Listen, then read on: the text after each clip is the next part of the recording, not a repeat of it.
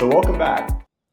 We see a lot of common mistakes after a divorce when it comes to a client's estate plan, and there's four primary mistakes. The first of which is failing to update your will or your trust. Now, under the spousal revocation rule under Tennessee law, a spouse is not going to inherit as a beneficiary, and they cannot serve as a fiduciary in your will or in your trust, or serve as a fiduciary in your power of attorney.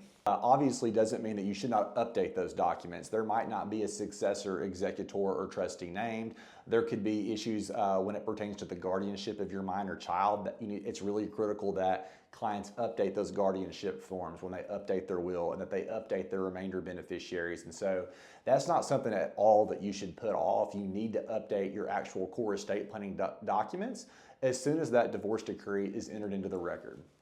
The second primary mistake that we see, which is very similar to failing to update our actual estate planning documents, is failing to update beneficiary designations on retirement accounts like a 401k, life insurance proceeds, or bank accounts.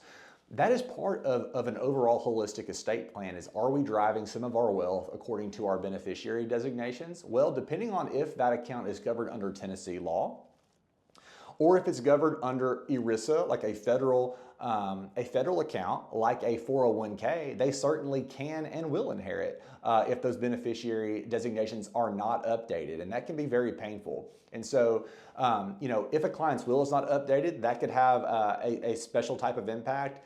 And then, just as importantly, we need to update our beneficiary designations on our life insurance proceeds and our qualified retirement accounts that you have through your employer.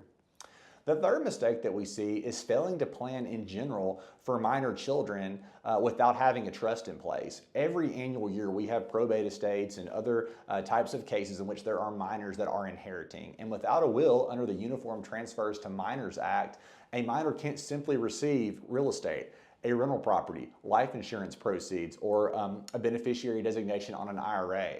And the default is that typically those assets are going to be conveyed on behalf of the minor to their legal guardian. That might be your ex-spouse. That might be an ex-parent-in-law. It's going to be whoever the court names to be as the guardian. And the courts don't really have a lot of options, okay? They're going to appoint a guardian. They're going to have to look at the facts of the case and follow the law. If you want to hold wealth for minor children, okay, specifically after a divorce, you need to set up a trust that's going to dictate how those funds are invested, how they are used for that minor child. Are we going to set aside funds for education, healthcare, maintenance, and support? Those things need to be spelled out in the trust, and a trustee, which might be separate from the guardian named, will preside over those benefits and those assets for the minor. So it's really critical that you have a trust, whether that is a revocable living trust or a testamentary trust built in a new will that you will execute. And then the fourth mistake that we see often is the failure to plan for remarriage. There are so many benefits to marriage, and people often do and will get remarried. The data is very clear on that.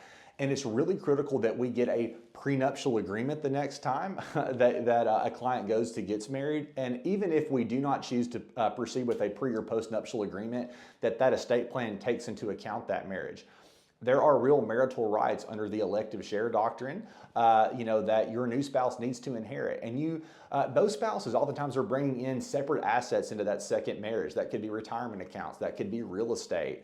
And we need to be really cognizant of how the law treats those marital assets in the event of a subsequent divorce or death, okay, to make sure that estate plan goes according to plan, that both spouses come to an agreement on how these retirement accounts, life insurance proceeds, and these joint assets are going to be governed upon the death or, yes, a subsequent divorce. That is really important that we are thinking about not only updating the estate plan, but considering implementing a prenuptial agreement before a remarriage occurs. If any of these things are relevant to you, don't hesitate to give Beacon Legacy Group a call. We would love to go over those concerns and complete your estate plan.